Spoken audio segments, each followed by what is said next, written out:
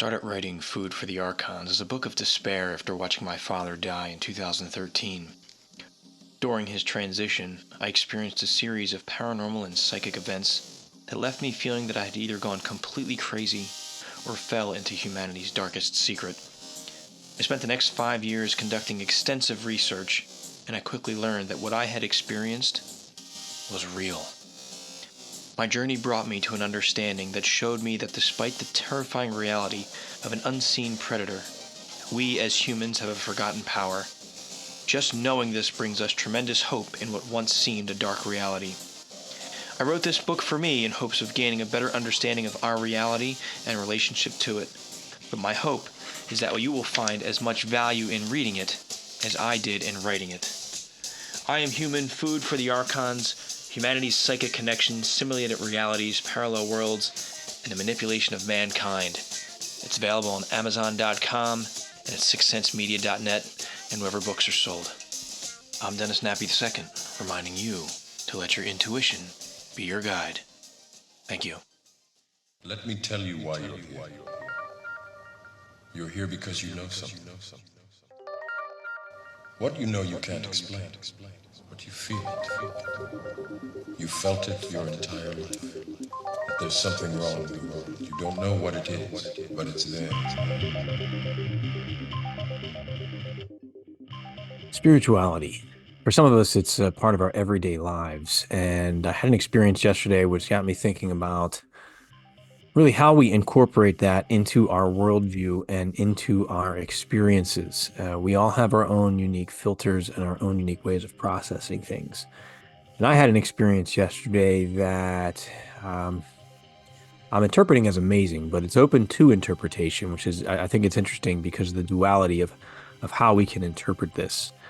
Dennis Nappy II, friends, and here we are again at the Seeker podcast. I want to talk about some journeys here that I've had in the spiritual realm, actually in the physical 5 sense waking reality that I think has tie-ins to the physical realm. A couple other things I'm going to talk about too in regards to that, just our outlook and how we process the world and how we do things.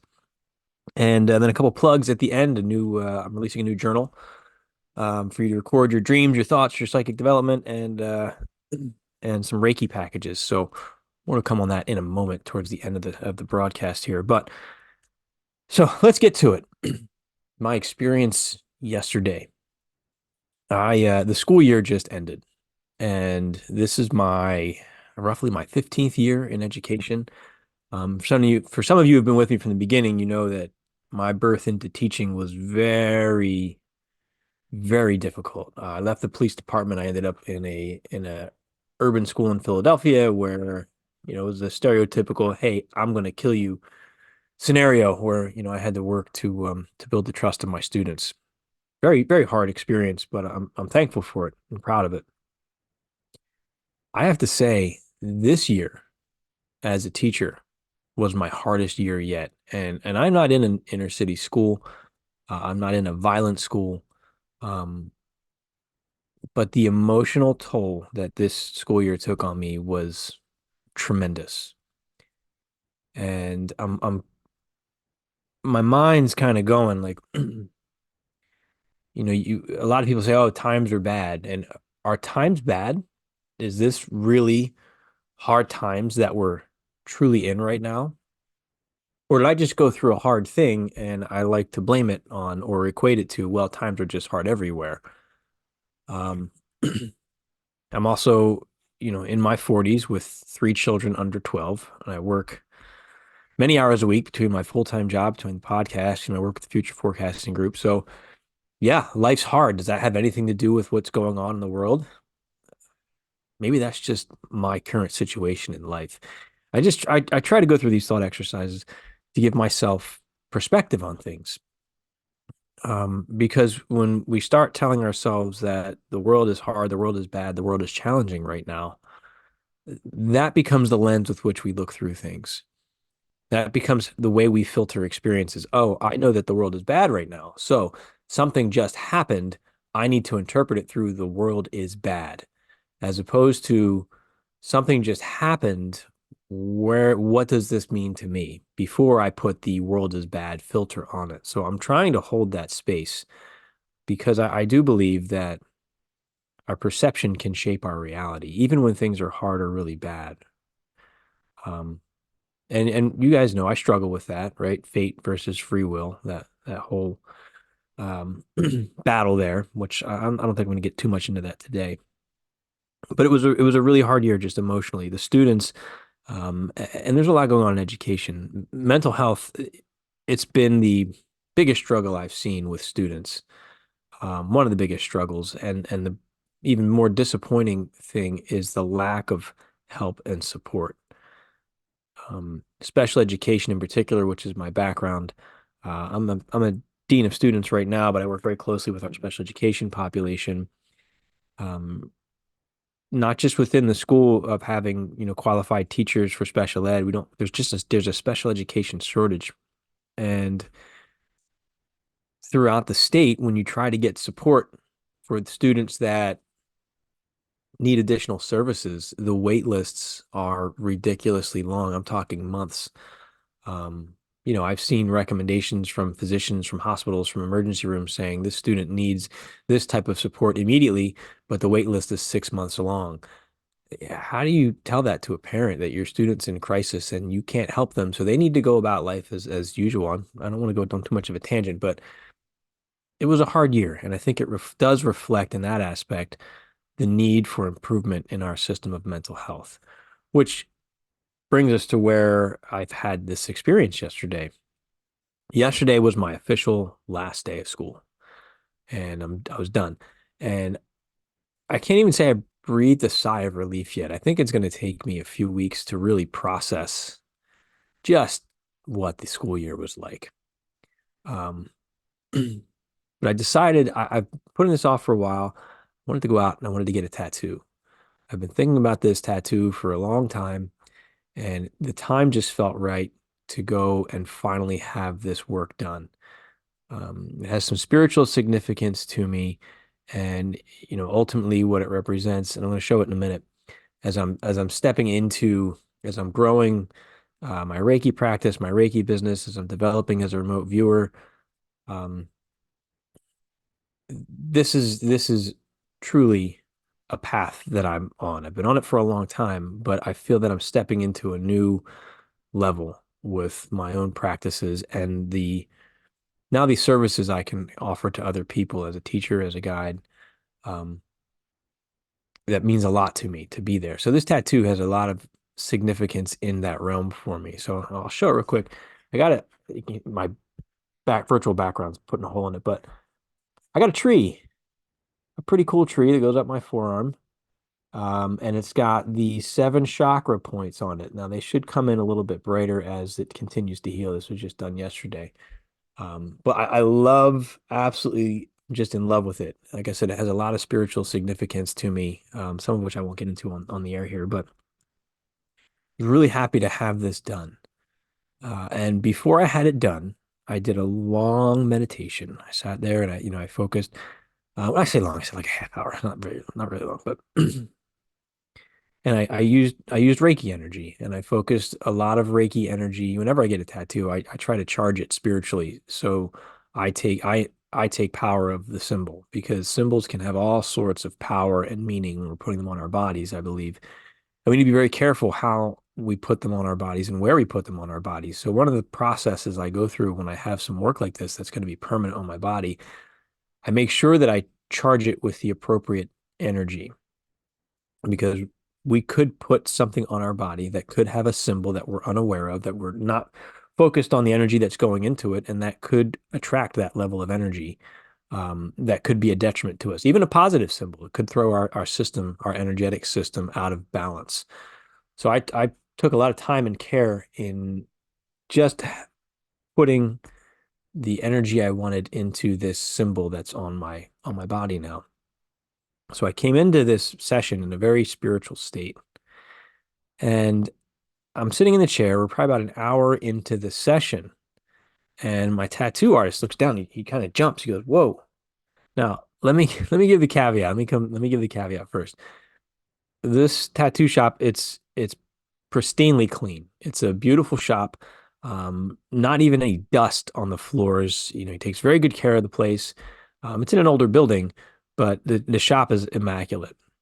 But what had happened was, as he's tattooing my arm, a tiny little field mouse came up and ran between him and I and stood there for a minute and then just trotted off into the corner somewhere. He was obviously upset. This is his business. He's like, there's a mouse here. Like, oh my gosh, it's supposed to be a cleanly place. Like he was, I said, listen, dude, I take this as a good thing. This is a positive sign for me. And I went to explain the story that I'm going to share with all of you in a minute. But ultimately, the way I look at this is and he says, this has never happened before. I've never seen a mouse here.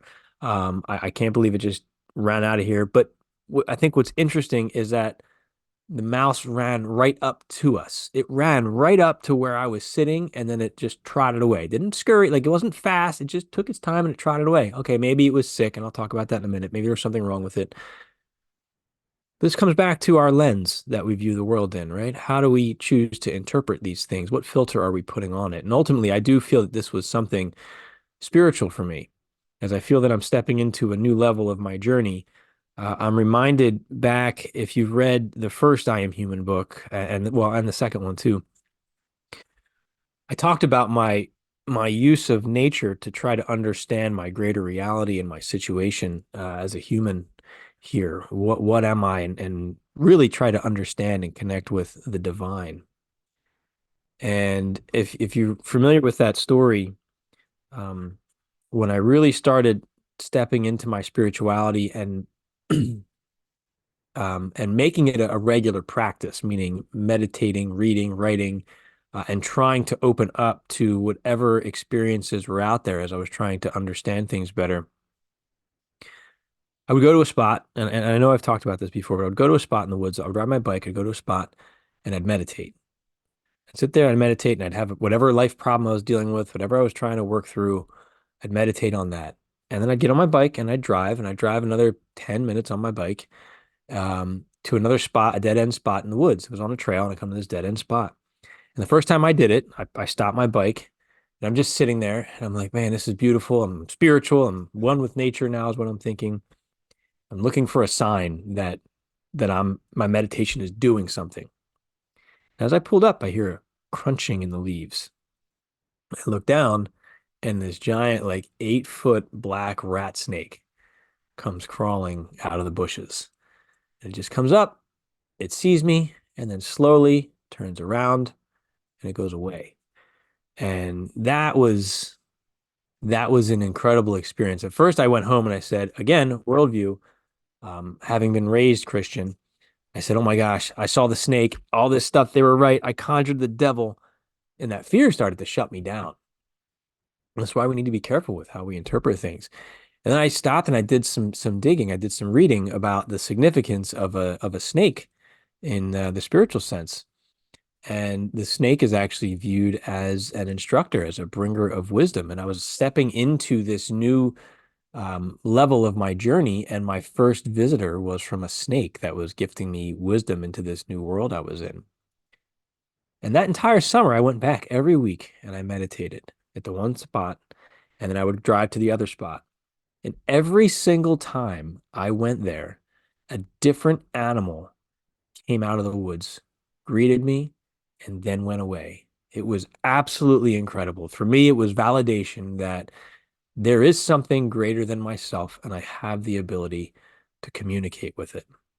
And that was a really neat experience. I wrote a lot more detail about that and what that meant for me, but it was it was powerful for me.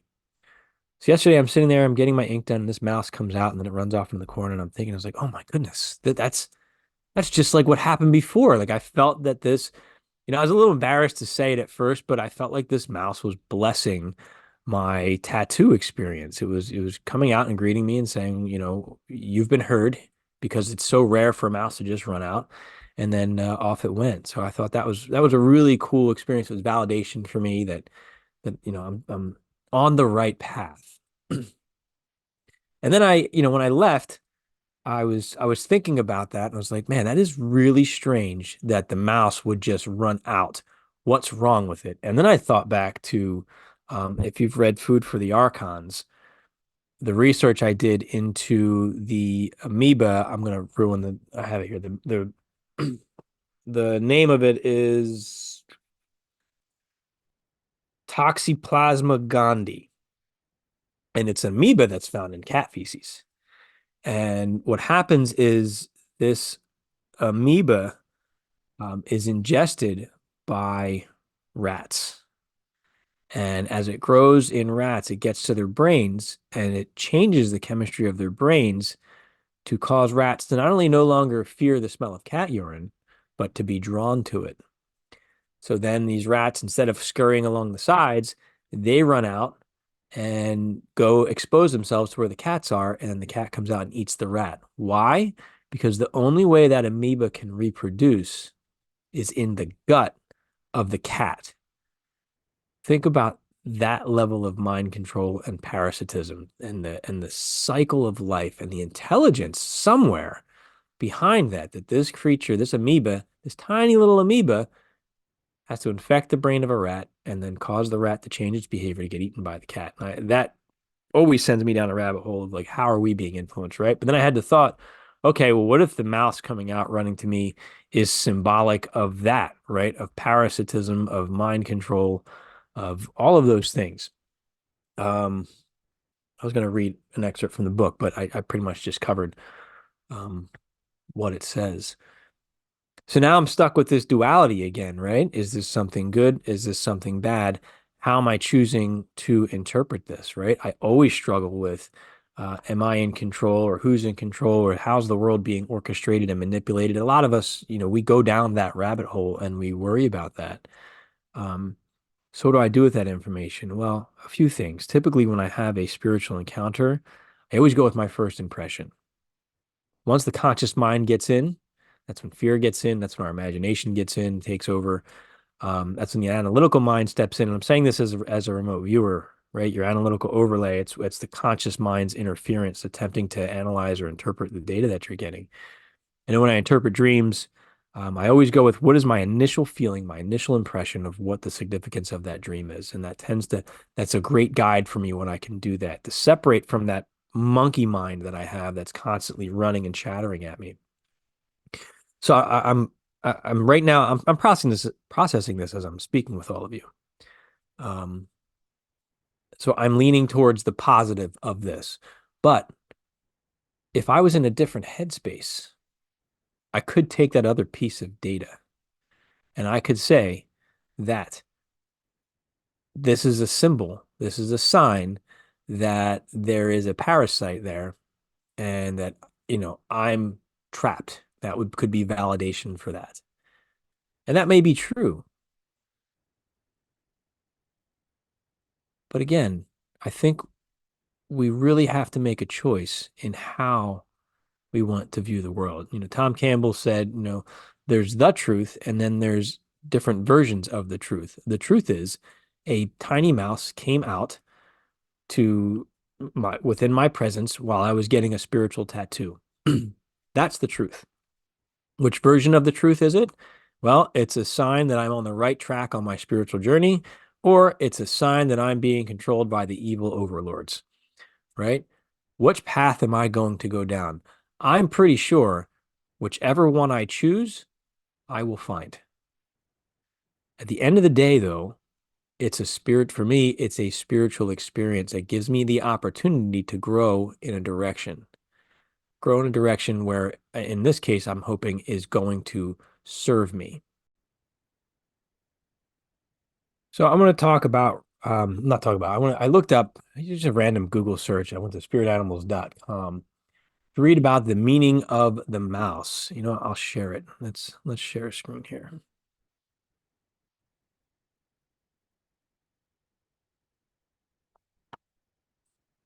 So here we have it. Looking at the mouse. In this case, mouse symbolism is asking you to look at what is right in front of your eyes and then take action accordingly.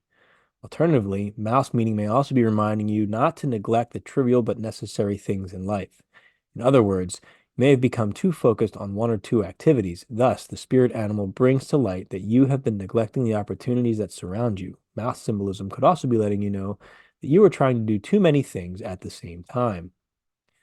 Mouth symbolism is also letting you know to attain the big things in life, you sometimes have to stay focused on the little things. Therefore, stay connected to the present moment. People with the mouse totem have a gift of paying attention to the minutest of details in everything they do. All right, I'm going to stop there. There is more to it, but that's the gist of it. And that makes a lot of sense because as I started off this podcast, I was talking about how emotionally drained I was. I was pulled in so many directions all year long. Um, and now that I'm done, I think this was Mouse reminding me. Now I can focus on those things, um, less of the all of the stuff, and narrow my focus on the things, my podcast, my Reiki business, remote viewing. Um, I think it's granting me that grace, showing me I'm on the right track. Um, I had a conversation with a friend the other night. We were talking about science versus faith, and they were telling me that they have a hard time with faith because they're very science minded. And I started to say, because I was making the comparison to the show, I'm rewatching Lost with my family, and the big theme in Lost is man of science versus man of faith, right? Jack's the science, the doctor, and believes what he can see, what he can prove. And John Locke is spiritual, and he has this faith that things are going to happen, and he's trusting in the island, and he's just going with the experience, the good, the bad, the ugly, and he always interprets it as this is what must be, and he's okay with that. So I started to sit there, and I was telling my friend, I said, well, in terms of looking for evidence from a scientific standpoint, there's faith, there's proof of having faith all around us. And I started to get into some of my experiences, and I realized faith is a little bit different than having direct experience. I mean, in my opinion, this experience was a direct experience with something divine. Remote viewing, Reiki, it's a direct experience with something divine. And that's different than faith. That is knowing. Faith can be a beautiful thing, and I do appreciate faith, but faith, I think, is that lens of interpretation, right? I have faith if you prescribe to a particular religion or dogma or spiritual school of thought, we interpret it through that lens. And I think that's what faith does for us. And it can sometimes really skew the data. I just thought that was significant and interesting. Science, I'm not discounting science either. The scientific method is very important. And someday I think we're going to see spirit and science will merge. Um, the science of spirit or the spirit of science. I think at some point we'll recognize how they are connected and related. But I think through experience, um, we no longer need faith. But in those moments of doubt, we can rely on the experiences that we've had, which is faith, to carry us through on that journey of when we're in those dark moments. So overall, I'm excited about the experience. I'm excited about my tattoo. I feel very good about it, and this journey. It was great validation for the journey that I'm on right now. So I'd love to know your thoughts for those of you, watching on YouTube. Let me know, what do you think this means? Was this a sign of something dark, a dirty mouse in a tattoo shop? And the mouse didn't look dirty. He was this cute little baby. He was just hopping on by. He was adorable. What's the significance of it? Is this something good, something bad? Am I just making something out of nothing? What's your opinion on that? And have you had a similar experience? I'd love to hear about it, and have a discussion about it. Okay, I'm running out of time here because I gotta step out to an appointment. But I want to share a few things here. Let me pull up my screen. All right, real quick, I'm going to share my screen over here and direct you to my website, sixthsensemedia.net. If you're interested in anything that I'm talking about, any of my books, or booking a Reiki session with me or a consultation with me, you can find it all right here at sixthsensemedia.net. I have some of my remote viewing projects up there, and of course, the Secret Podcast. You can find an archive of there. I do have some other things I'm going to add. I'm going to start adding some links to the Future Forecast podcast. But if you're interested in the Future Forecasting Group, that's futureforecastinggroup.com. And you can hear all of my conversations with world-class remote viewers on that channel as well. It's great conversations that I get to have each week with remote viewers in the world. All right, so books and wisdom. I'm really proud. I've made some changes to this site here. So here we go. I've got my I Am Human series. I've got the Hive series. I've got the spiritual journaling link now. And that's going to bring you to a little bit more information about the journals that I've created. But here's my new one on Amazon here, the Secret Dream Journal, a place to record healing, dreams, spiritual awakenings, and psychic journeys. It's the paperback version. I also have it in hardcover. The paperback right now is just $9.99. And it's just a blank journal. It's here's my cover page here. I love that logo here, Sixth Sense Media, thanks to my friend Daz. And my slogan here, let your intuition be your guide. And then it's just blank pages for a title and a date. And you can go down. I'm a huge proponent in a spiritual journey of journaling. I keep multiple journals. And I have for a long time, and it's great to record things. It helps me to not forget a lot of those intuitive experiences we tend to forget sometimes. And to have a journal to be able to go back, 10, 15, 20 years as you're exploring a new thing and going, oh, here's a pattern throughout my life. It's been helpful. And writing is also a form of meditation, and it helps for me to understand an experience I had. Podcasting does that as well. But if I'm not getting on the air to talk about it, if it's too personal, I write about it. And as I'm writing, it processes and I start to understand and things start to click for me as they fall into place. So it's a beautiful journal. It has my, the logo here, the all-seeing eye with the wings. And I just think it's a beautiful, beautiful product here for you to record your thoughts and your spiritual experiences. So you can check that out at sixthsensemedia.net. If you're interested in a Reiki session with me, just click on Sixth Sense Reiki here and you'll come over. I want to talk about and schedule a Reiki session here. I have some training that's coming out. The Udemy course is almost done. I'll be scheduling a live Zoom course as well for people interested in the Reiki one. But if you schedule a Reiki session, I want to talk about the tiers that I'm offering now, the package deals that I have here. This is new. So a Reiki treatment is $85, but if it's your first session, it's down to $65 right now. I have a remote Reiki treatment session. First time, it's $40. This one, we're not getting on Zoom. We're just, I'm doing the session and then sending you a report. The full 1 hour Zoom Reiki treatment, that's where we sit face to face on Zoom, and I'll go through an entire Reiki session. And then at the end, you'll get a full detailed report. But I have also some more opportunities to save a little bit of money. You have the Serenity Starter, which is $150 per month. You get 2 virtual Reiki sessions. You'll get your personalized Reiki reports with that, and you get ongoing email support and follow-up. Then you have the Harmony Haven, which is $280 per month.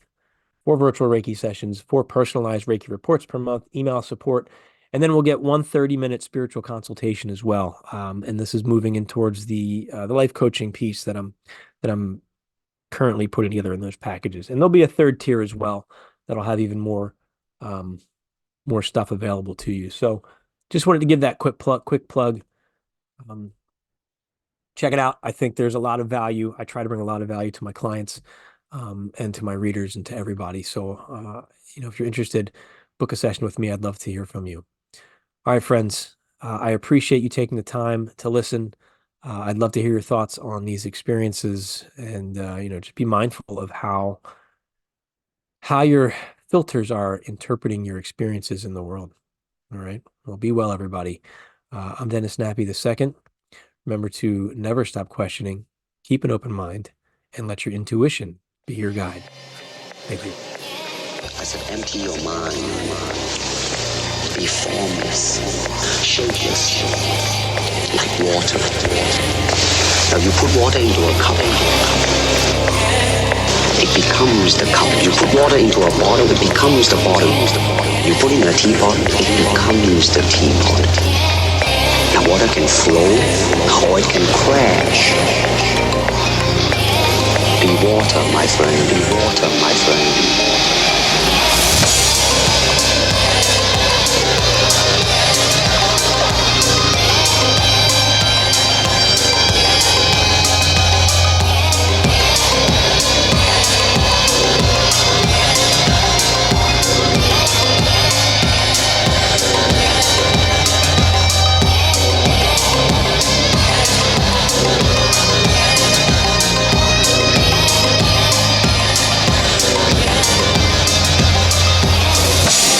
Be water, my friend, my friend.